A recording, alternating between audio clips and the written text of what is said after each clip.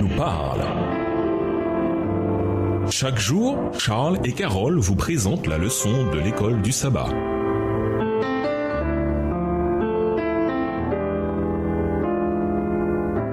Bienvenue dans votre émission Dieu nous parle. Nous voilà à la leçon de lundi. L'amour, le but de la vertu chrétienne.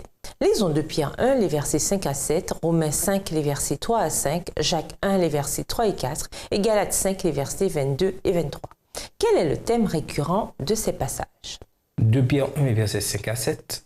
À cause de cela même, faites tous vos efforts pour joindre à votre foi la vertu, à la vertu la science, à la science la tempérance, à la tempérance la patience, à la patience la piété, à la piété l'amour fraternel, à l'amour fraternel la charité.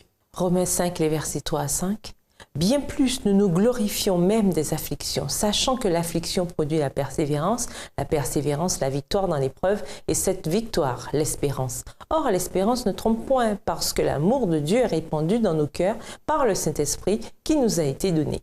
Jacques 1, les versets 1 à 4. Jacques, serviteur de Dieu et du Seigneur Jésus-Christ, aux 12 tribus qui sont dans la dispersion. Salut. Mes frères, regardez comme un sujet de joie complète les diverses épreuves auxquelles vous pouvez être exposés, sachant que l'épreuve de votre foi produit la patience. Mais il faut que la patience accomplisse parfaitement son œuvre, afin que vous soyez parfaits et accomplis sans faillir en rien.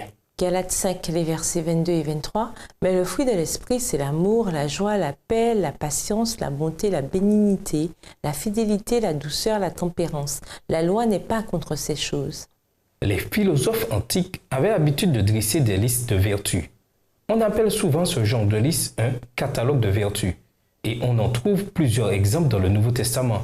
Romains 5, les versets 3 à 5, Jacques 1, les versets 3 et 4, Galates 5, les versets 22 et 23. Les lecteurs de Pierre connaissaient sans doute ce genre de liste, même s'il y a des différences intéressantes entre ce que pourrait énumérer un philosophe et ce qu'énumère Pierre.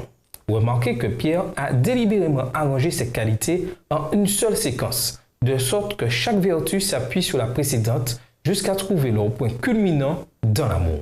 Le sens de chacune des vertus énumérées par Pierre est important. La foi.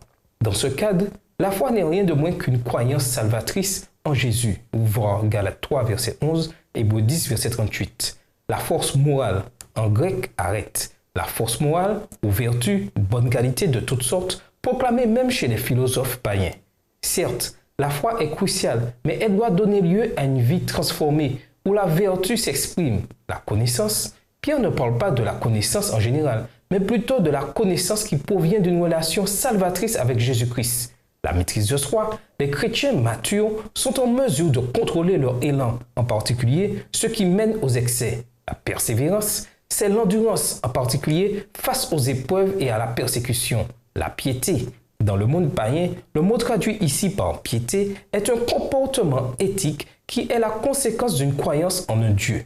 Dans le Nouveau Testament, il véhicule également l'idée d'un comportement éthique qui est la conséquence d'une croyance dans le seul vrai Dieu. 1 Timothée 2, verset 2. L'affection fraternelle. Les chrétiens sont comme une famille et la piété donne lieu à une communauté dans laquelle les gens sont aimables les uns avec les autres. L'amour. La liste trouve son apogée dans l'amour. Pierre ressemble à Paul. Or maintenant, 3 choses demeurent, la foi, l'espérance, l'amour, mais c'est l'amour qui est le plus grand. 1 Corinthiens 13, verset 13. Avant que Pierre ne commence sa liste de vertus, il déclare que nous devons faire tous nos efforts. De Pierre 1, verset 5, pour parvenir à ces vertus.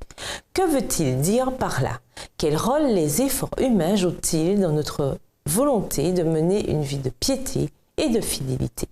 Et nous vous laissons à cette question de réflexion. Avez-vous, tout comme Pierre, soumis votre vie au Christ? Pourquoi? Au revoir. Et à demain si Dieu veut.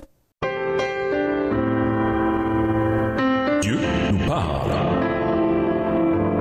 Chaque jour, Charles et Carole vous présentent la leçon de l'école du sabbat.